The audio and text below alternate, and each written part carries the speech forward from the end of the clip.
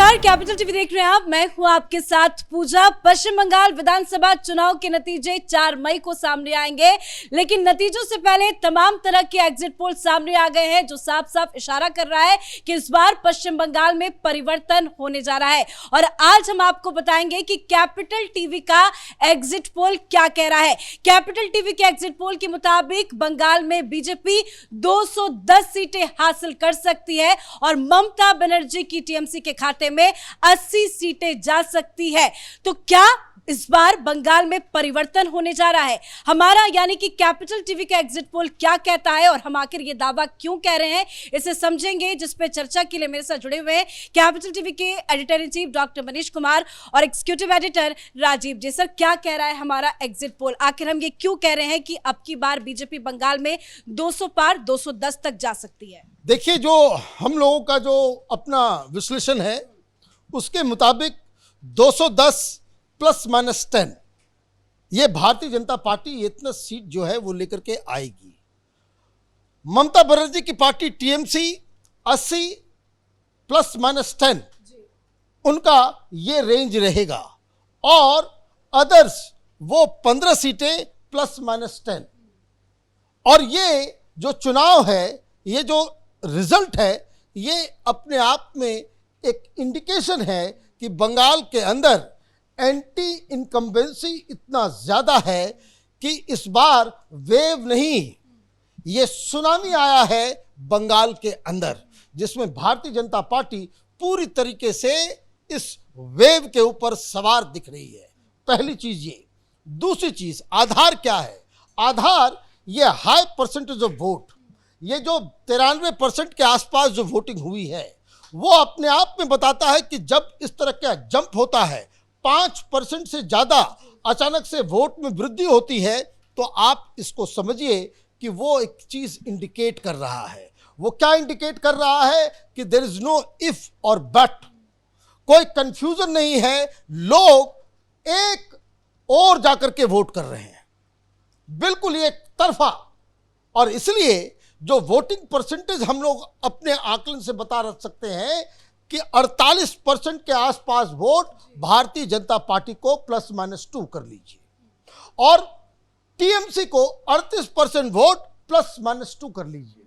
ये जो आंकड़ा है वो बता रहा है कि ममता बनर्जी के खिलाफ जो महिलाएं थी, वो हिंदुत्व और हिंदू जिस तरीके से जागा है बंगाल के अंदर में, ममता बनर्जी के जो brazen appeasement politics, open Muslim appeasement जो हो रहा था, उसके खिलाफ लोग जो है वो नाराज हैं। सिक्योरिटी का मसला है, वहाँ टोलाबाजी, सिंडिकेट, लोगों का जो घुटन था और सीआरपीएफ की वजह से वो जो खौफ खत्म हो गया। ये जो लंबी लंबी लाइनें जो पहले कभी नहीं देखी जाती थी, जबकि 83% वोट होता था, लेकिन लाइनें कभी इतनी लंबी नज़र नहीं आती थी क्योंकि टीएमसी वाले छापा मार देते थे। तो ये कुल मिलाकर के ये असेसमेंट दिख रहा है।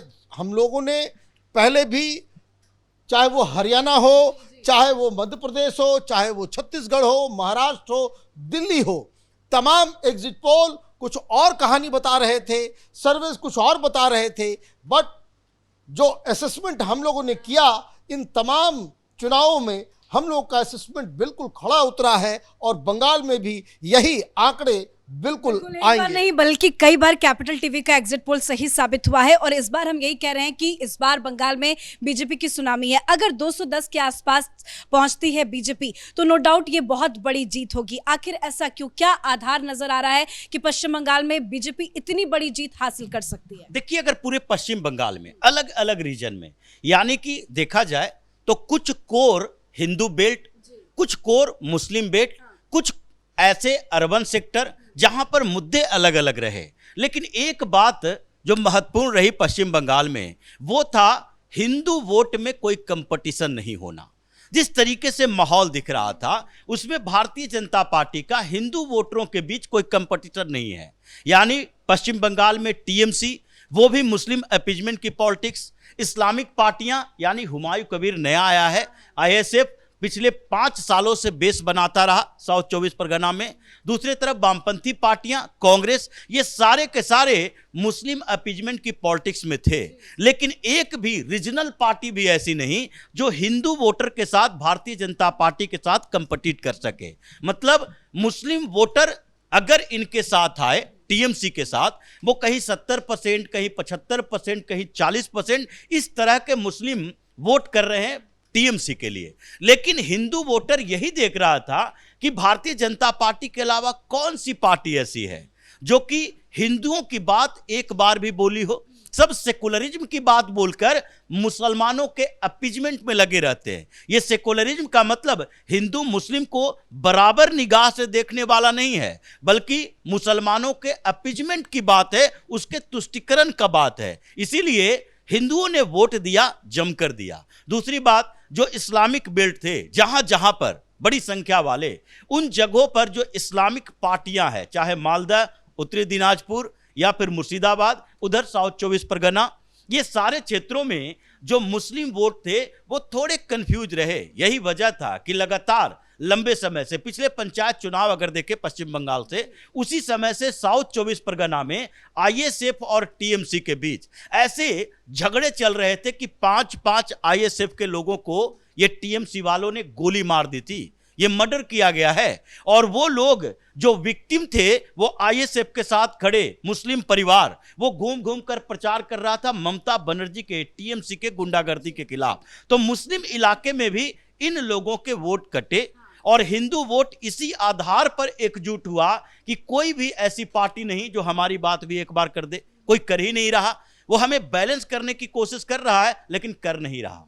दूसरी तरफ जो अर्बन सेक्टर में प्रेसिडेंसी इलाके जो कह सकते हैं, कोलकाता, हावड़ा, हुगली, इन सारे क्षेत्रों में और अलग अलग इलाकों में जो डिस्ट्रिक्ट टाउन्स थे, जो अर्बन सेक्टर में माने जा सकते हैं सेमी अर्बन इलाका, उन जगहों पर ममता बनर्जी के खिलाफ जो करप्शन और फिर वुमेन सिक्योरिटी, ये दोनों के आरोप, और वो भी प्रधानमंत्री मोदी, अमित शाह, उसके बाद भारतीय जनता पार्टी के कुछ बड़े चेहरे जो मुख्यमंत्री हैं अलग अलग स्टेट में, इन लोगों ने जिस तरीके से, जिस प्रहार के साथ प्रचंड तरीके से बात कही, और प्रधानमंत्री मोदी ने बार बार ये रिपीट किया, चाहे हावड़ा का रोड शो हो या फिर कोलकाता में ये जो मार्च निकाल रहे थे, उसमें हर जगह पर जो उन्होंने बताया, जो शुरुआती दौर से दिख रहा था कि 1 महीने के प्रचार के दौरान भी टीएमसी के जो वोट देने वाले लोग थे वो भी इस बात से कंफ्यूज थे कि बात तो सही कह रहे, ये गलत बात नहीं है।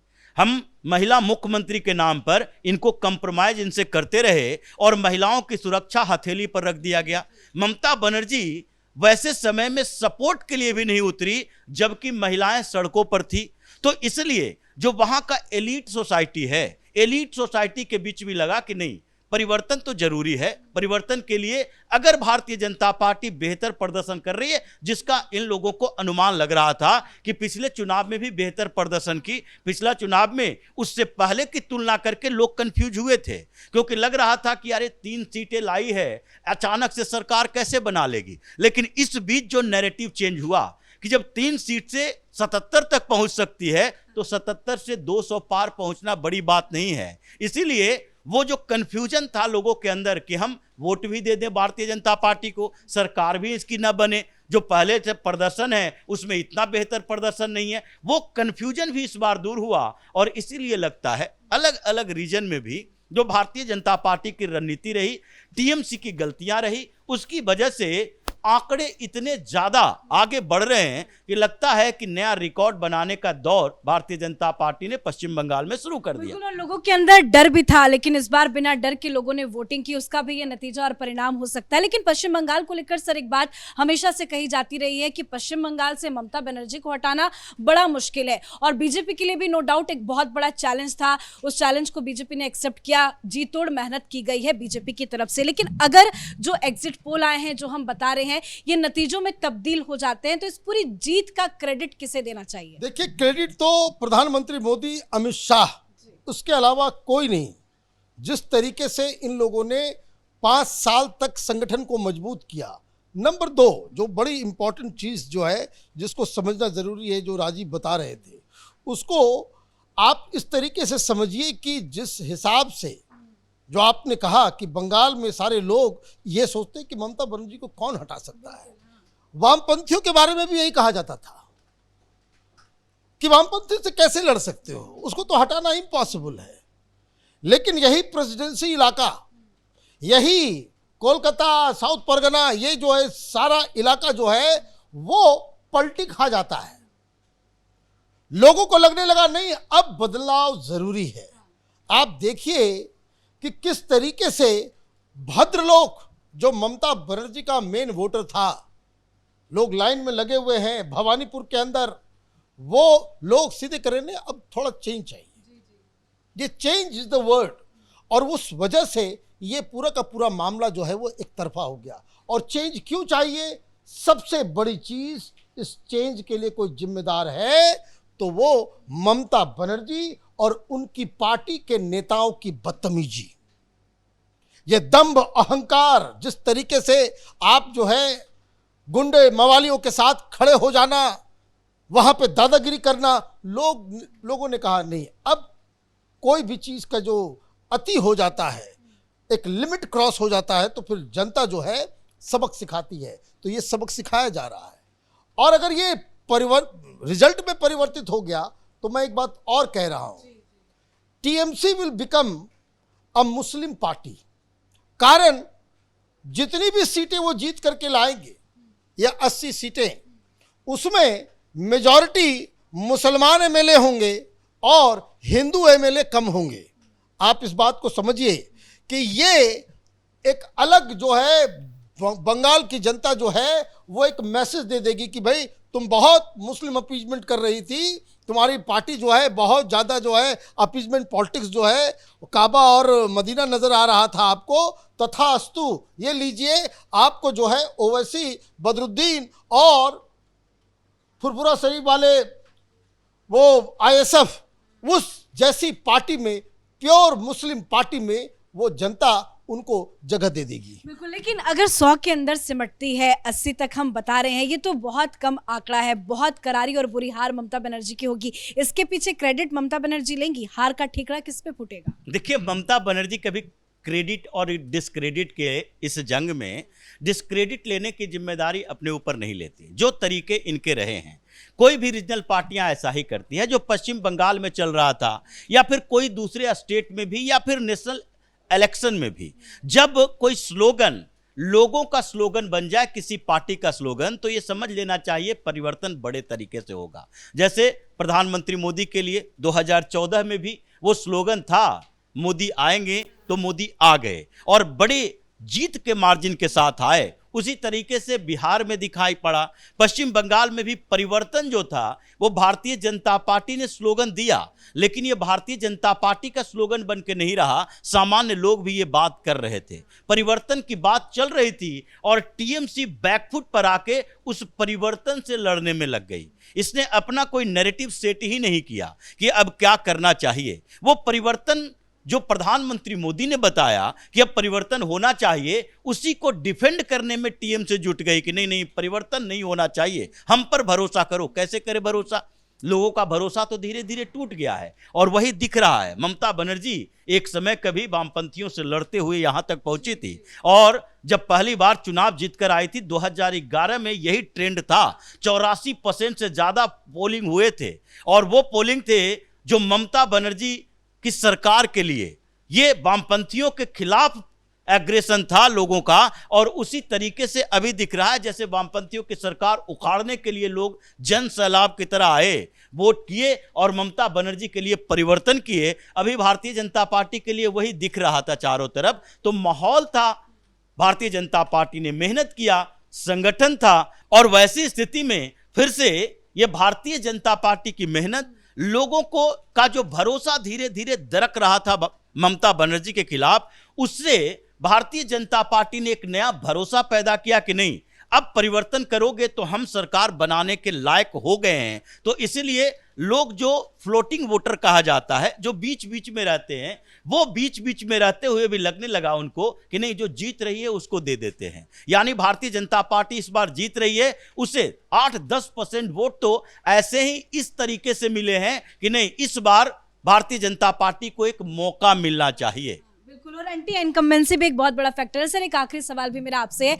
ममता बनर्जी तो एग्जिट पोल के मुताबिक हार रही है, यानी कि टीएमसी की सत्ता जा रही है, पर क्या खुद ममता बनर्जी अपनी सीट बचा पाएगी? भवानीपुर में क्या हो सकता है? देखिए, भवानीपुर के अंदर ममता बनर्जी लगभग आप ये समझ लीजिए कि 20 से 30 हजार वोट से हार रही है, वो पीछे चल रही है। और ये हमारे एग्जिट पोल में एक बहुत बड़ा एक जिसको कह सकते हैं कि एनालिसिस में सामने आया कि ममता बनर्जी खुद अपनी सीट हार रही है। कारण कि वहाँ जो नॉन बंगाली वोटर्स जो थे वो पिछली बार तक ममता बनर्जी को वोट कर रहे थे, इस बार वो सब के सब पलट गए। और तो और ये जो भद्र लोग ममता बनर्जी के खिलाफ गया है, तो हार्डकोर जो आप ये समझिए कि जो बंगाली वोटर जो ट्रेडिशनली ममता बनर्जी के साथ थे, उसमें भी बड़ा डेंट पड़ा है। और सबसे बड़ी चीज़ और एक सबसे बड़ा एक उसमें आप ये समझिए कि एक अलग एलिमेंट देखने को मिला कि नितिन नवीन जो एक कास्ट लीडर हैं, उन्होंने बहुत ही भवानीपुर में एक अलग तरीके का रोल अदा किया है। क्योंकि भवानीपुर के अंदर जितनी भी बंगाली पॉपुलेशन है उसमें 27% के आसपास वो कास्ट बंगाली हैं। और इसीलिए ये जो डोर टू डोर कैंपेन हुआ, जो अलग अलग लोगों से अलग अलग समूहों से जो मीटिंग हुई, उससे ममता बनर्जी वो लड़ नहीं पाई। बहुत बहुत धन्यवाद सर आप दोनों का। तो इस बार पश्चिम बंगाल में परिवर्तन की लहर है। एग्जिट पोल तो यही कह रहा है कि बंगाल में ममता की विदाई निश्चित है, और कैपिटल टीवी का एग्जिट पोल जो ये साफ साफ कह रहा है कि इस बार पश्चिम बंगाल में बीजेपी की सरकार बनने जा रही है और बम्पर जीत बीजेपी के हाथ लगने वाली है। हालांकि 4 मई को नतीजे आएंगे, देखते हैं नतीजों में क्या कुछ होता है। देखते रहिए कैपिटल टीवी। नमस्कार।